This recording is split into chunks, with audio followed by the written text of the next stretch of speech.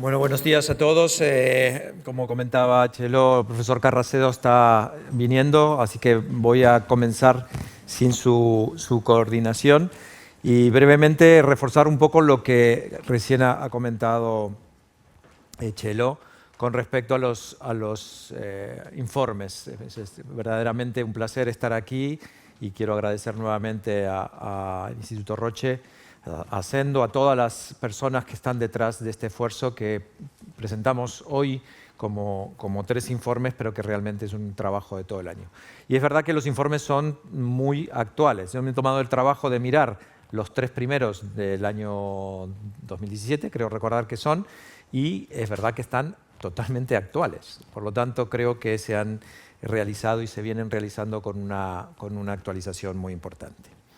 Voy a comentar y voy a introducir el tema, porque luego en el debate, tanto el profesor Enrique Galán como el profesor Tenorio, vamos a tratar de discutir y vamos a intentar convencer al auditorio por qué es importante el fenotipado de precisión y qué es lo que está por detrás de un buen fenotipado. Y el problema es un problema realmente complejo porque cuando uno habla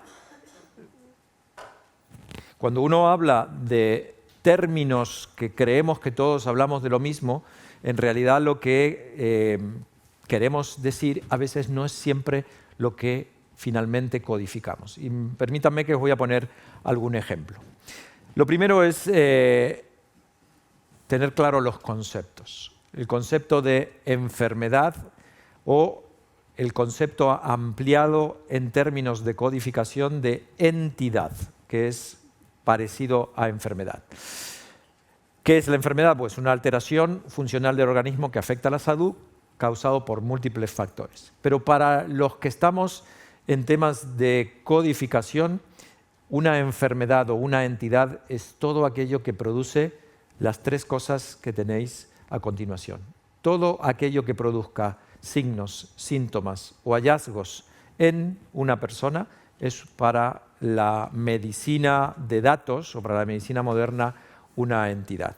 Y aquí tenéis la diferencia. Un signo es una manifestación objetiva que puede objetivarlo un profesional de la sanidad, por ejemplo, pues una cuantificación, una persona que tiene talla baja o que tiene fiebre o que tiene una erupción en la piel. Eso es un signo visible. ¿Qué es un síntoma? Es una percepción subjetiva y que no siempre es sencillo poder determinar. Cuando una persona va al médico y dice me duele la parte lumbar, pues hay poca forma que un profesional de la sanidad tiene para percibir si eso es o no. Por lo tanto, eso se denomina un síntoma. ¿Y qué es un hallazgo o un hallazgo clínico? Pues es lo que objetivablemente se puede determinar a través de las múltiples formas que tenemos para, con exámenes complementarios, poder determinar. Exámenes bioquímicos, exámenes radiológicos, otros exámenes de imágenes, estudios de anatomía patológica, todos estos son contemplados como hallazgos. Por eso, cuando en un hospital, en mi hospital, yo trabajo en el Hospital La Paz, alguien habla de un diagnóstico, es muy importante diferenciarlo de lo que es un diagnóstico de una enfermedad, de lo que es un signo o un síntoma o un hallazgo. Permitirme este ejemplo. Este es un feto de 28 semanas en el cual en la ecografía se ve la ausencia del cuerpo calloso. El cuerpo calloso es una estructura del cerebro que conecta los 2 ventrículos. Entonces, es probable que en este feto, en este paciente, los codificadores de mi hospital o de cualquier parte de otro hospital o del mundo codifiquen esto como ¿qué tiene este feto? Este feto tiene agenesia de cuerpo calloso. Pero ¿es eso un diagnóstico? ¿Es eso una enfermedad? ¿Es eso una entidad? Claro, lo más probable es que no. No es esta la codificación que le toca a este paciente. Si este paciente nace, si este feto nace en un ejercicio teórico, permitirme este ejercicio teórico un poco absurdo, vive 80 años, no tiene absolutamente nada en su vida, ninguna enfermedad ni nada, y muere con agenesia del cuerpo calloso, es probable que podamos asignar el diagnóstico de agenesia de cuerpo calloso aislada a este paciente. Pero lo propio es que la agenesia de cuerpo calloso es parte de más de 230 enfermedades distintas. Por lo tanto, hasta que no se pueda llegar al diagnóstico definitivo de este feto, en tanto y en cuanto este es un hallazgo dentro de probablemente una patología distinta. Y dentro de estas 230 enfermedades, pues hay múltiples diagnósticos, como os podéis imaginar. Por lo tanto, en forma teórica y en forma para ponernos de acuerdo y sobre todo para poder organizar los datos, que es lo que nos interesa en un hospital, lo que tenemos que visualizar es que de una enfermedad o de una entidad, y luego hablamos de ello, en realidad cuelgan múltiples signos, síntomas o hallazgos. ¿Cuántos? Depende de la enfermedad. Si cogemos, por ejemplo, diabetes mellitus, puede haber hasta más de 238 potenciales hallazgos clínicos en una persona con diabetes mellitus. Por supuesto que cada uno de ellos tendrá una frecuencia relativa dentro de la enfermedad que es distinta. La hiperglucemia, que caracteriza la diabetes mellitus, está en el 100% de las personas, pero la retinopatía diabética está en un porcentaje X de las personas. Por lo tanto, de una entidad o una enfermedad cuelgan signos, síntomas y hallazgos. Y aquí tenéis algunos ejemplos, solo para que lo podáis visualizar. Por ejemplo, aquí tenéis una entidad, una enfermedad, que es diabetes mellitus tipo 2, y veis que en esta enfermedad estos son algunos de los signos, de los síntomas o de los hallazgos que tiene esta enfermedad. Por supuesto, es una enfermedad común, diabetes mellitus tipo 2, casi el 10% de la población, probablemente casi 3 millones de personas en España. Y aquí tenéis una enfermedad no común, una enfermedad rara, una enfermedad de base genética, que es el síndrome de Marfan, en el cual, de la misma manera, para una entidad, la que fuera, cuelgan muchos signos, síntomas y hallazgos. Y aquí os pongo dos ejemplos más, que son, creo que, importantes para tratar de explicar hacia dónde vamos cuando intentamos ordenar y organizar el fenotipado en los pacientes y poder poner un poco de claridad en este gran lío. Aquí tenéis otra entidad, que técnicamente o epidemiológicamente es una enfermedad rara, porque las personas que se intoxican con benceno cumplen con el criterio de enfermedad rara, menos de 1 en 2000, y es en realidad una enfermedad rara no genética. Nadie tiene una enfermedad genética, es una enfermedad por intoxicación. Y aquí tenéis de nuevo los hallazgos, los signos, los síntomas de las personas con esta entidad, que se llama intoxicación por benceno.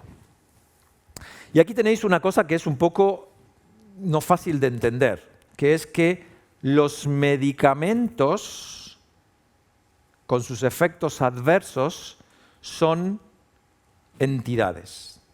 Esto es difícil de comprender. No, para la gente que no está en nuestro ambiente, decir cómo que los medicamentos son enfermedades, son entidades. No, los medicamentos no son entidades. Los efectos adversos a los medicamentos son entidades en tanto y en cuanto esos efectos adversos producen signos, síntomas y hallazgos.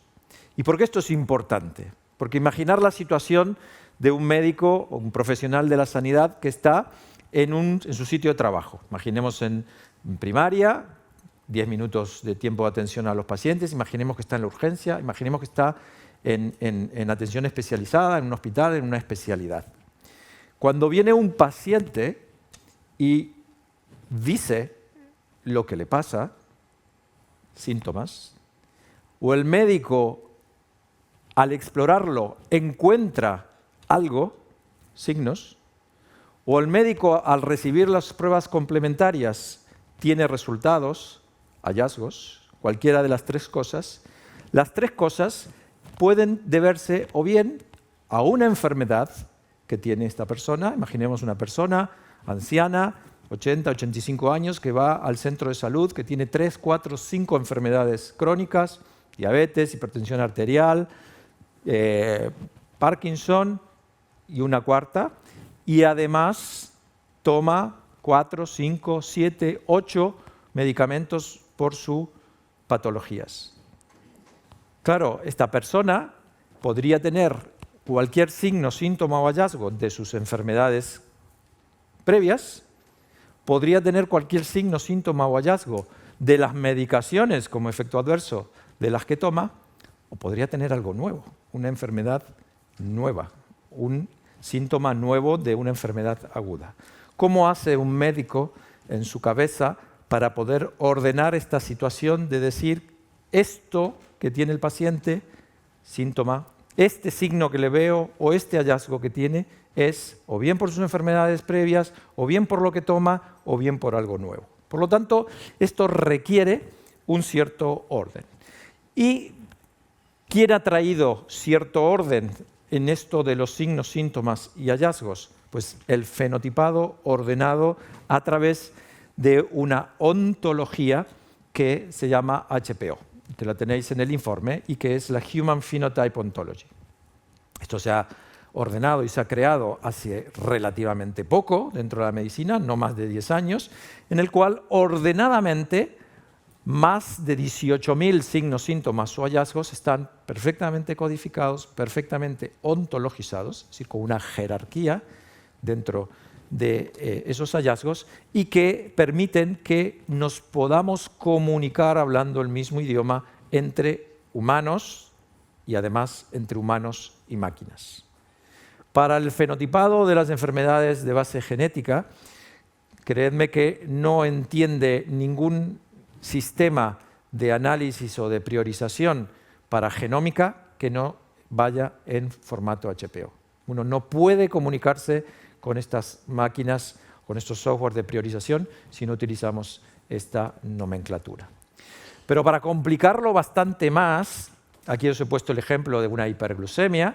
Para HPO, hiperglucemia es este código, pero para todo el campo de los farmacólogos y de los efectos adversos a los medicamentos, hiperglucemia no es este código HPO, sino es un código MEDRA, que es el que utilizan los farmacólogos. Y además, si vamos a la clasificación internacional de enfermedades, hiperglucemia, que no es una enfermedad, que es un signo de muchas enfermedades, para la clasificación internacional de enfermedades, la versión 10, hiperglucemia es R739, que no es para nada específico, sino que es una cabecera en el cual están incluidos muchos síntomas, signos y hallazgos clínicos clasificados en forma genérica. Por lo tanto, cuando un paciente acude a urgencias y el médico en el informe final pone hiperglucemia, el codificador de mi hospital y de cualquiera de los hospitales de nuestro país no sabe qué tiene que hacer. Pues probablemente lo clasifique bajo este epígrafe, y que realmente no refleja lo que el paciente de fondo tiene, sino lo que el paciente ha expresado en la consulta. Por supuesto que hay muchos, y hemos participado en ello, tenemos esfuerzos de mapear y de homogeneizar las dos fuentes de información, la que tienen lo de los efectos adversos y la que viene por la clínica, para que todos hablemos o intentemos hablar el mismo idioma. Y fíjense que este es un homenaje al profesor Michael Cohen, que falleció hace unos años, que ya hace 20 y tantos años atrás, casi 30, en una de sus publicaciones, decía, él era odontólogo, era un genetista de craneofacial, muy buen dismorfólogo de cráneo y cara, pero venía de la odontología, y él decía que los médicos o los academicistas eran más dados a compartir su cepillo de dientes que a compartir su nomenclatura. Y esto es una realidad enorme, grande como una casa, que nos provoca enormes cantidades de dificultades a nivel de lo que estamos interesados y los que estamos trabajando en datos, en ciencia de datos, en ordenar los datos sanitarios. Fíjense que aquí tienen todas y casi todas, igual creo que no falta ninguna, de las clasificaciones, tenéis en el informe, de las clasificaciones actuales de enfermedades que hay. Por supuesto que para algunas administraciones sanitarias se usa ICD-9 o CIE-9, si lo queréis en castellano, o CIE-10, no se ha implementado CIE-11 aún, y efectivamente para algunas administraciones, la administración americana se usa SNOMED, para otras se utiliza otras, para clasificar y llamar a las enfermedades raras en el ámbito de América del Norte se utiliza OMIM, en el ámbito europeo se utiliza Orphanet. Por lo tanto, todas estas clasificaciones están hoy por hoy en juego. Israel usa Malacard. Esto es realmente una gran dificultad. ¿Y por qué esto es una gran dificultad? Porque si lo veis en este diagrama de Venn, si uno analiza la clasificación internacional de enfermedades, que tiene alrededor de 19.000, 20.000 entidades, esta es la 10, si no recuerdo mal, aproximadamente o inclusive menos del 20%, 2.400, están o incluyen las enfermedades raras incluidas en Orphanet y en OMIM. Y esto implica que para las personas que trabajamos en el área de las enfermedades raras y de la genética, el 80-85% de las enfermedades raras no está correctamente identificado dentro de la clasificación internacional de enfermedades, sino están recogidas en un genérico, en una cabecera absolutamente genérica, como ser enfermedades del tejido conectivo, y ahí están recogidas las cientos o decenas de enfermedades asociadas con enfermedades de base genética. Por lo tanto, bajo esta reflexión, bajo este pequeño inicial análisis, tenemos que pensar o tenemos que ser conscientes que a la hora de escribir en una historia clínica electrónica, cuando escribimos texto libre y no tenemos una historia clínica estandarizada o no tenemos una historia clínica perfectamente con posibilidades de codificar en forma rápida, la necesidad de poder diferenciar entre hallazgos, signos y síntomas y diagnósticos es una realidad compleja a nivel hospitalario, que hay cierto solapamiento en ciertos momentos entre lo que es un signo, un síntoma y un hallazgo y una enfermedad, y finalmente la dificultad que tienen nuestros compañeros de codificación y de informática médica para poder identificar diagnósticos utilizando las herramientas actuales, por ejemplo CIE, que es con la cual se reporta desde los hospitales hacia el ministerio, para poder identificar diagnósticos. Si queremos o intentamos recoger diagnósticos de enfermedades de base genética, en esos informes nunca los podremos recoger, nunca los encontraremos, porque, como digo, no están suficientemente desgranulados en la clasificación internacional de enfermedades. Finalmente, para resumir, en este momento, en estado actual, año 2024, en el estatus de ciencias de datos médicos en el mundo, para fenotipos, y no para fenotipos de enfermedades raras, para fenotipos de todas las enfermedades, en cuanto hablamos de hallazgos, signos y síntomas, que son parte de enfermedades, la tendencia es utilizar nomenclatura HPO.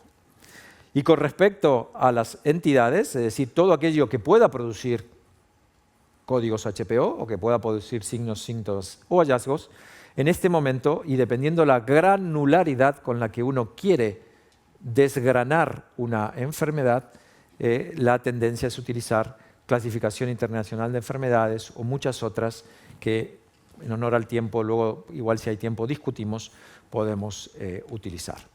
Y este es el panorama, este es el paisaje de la ciencia de datos que tenemos hoy por hoy, ciencia de datos médicos, extracción de datos, interrogación de datos que tenemos hoy en el mundo, diría yo, porque no se ha solucionado en el mundo esta situación. Finalmente, entonces, y para resumir, El fenotipado de precisión mejora el diagnóstico, mejora el tratamiento, porque la única posibilidad de poder explotar datos epidemiológicos, datos sanitarios en un país o a nivel hospitalario es tener realmente muy bien ordenado estos datos que se recogen de los pacientes. Esta integración de datos fenotípicos es esencial para que podamos tener correctos diagnósticos, no solo de laboratorio, no solo genómicos, sino también a nivel hospitalario. Y, como comenté, la ontología HPO facilita esta interoperabilidad de datos. Ha desaparecido, como es natural, cuando entra el idioma informático, han desaparecido las barreras idiomáticas. Si yo tengo que compartir los datos clínicos, 5 datos clínicos de un paciente con una persona de Japón, ni siquiera necesito enviárselas en inglés, solo le envío sus códigos HPO en castellano, que son los mismos que en japonés, y él los puede recoger y recuperar.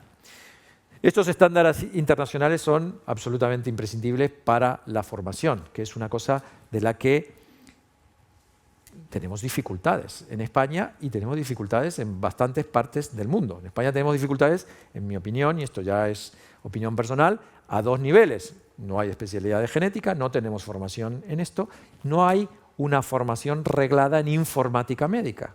Yo, si fuese ministro de Sanidad, pondría especialidad de genética, especialidad de informática médica y, si me permitís, alguna otra también.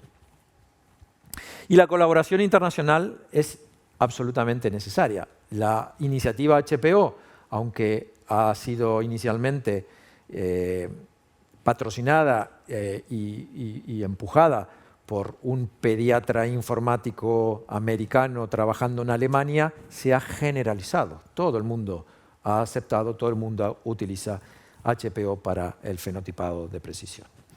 Muy bien, yo creo que voy a acabar aquí agradeciendo al grupo que ha trabajado en todo esto, agradeciendo sobre todo a los colaboradores de este informe, al profesor Galán, al profesor Tenorio, y aprovechando que el profesor Carrasero está aquí, le dejo la palabra y ya lo dejo libre para que comande la sesión.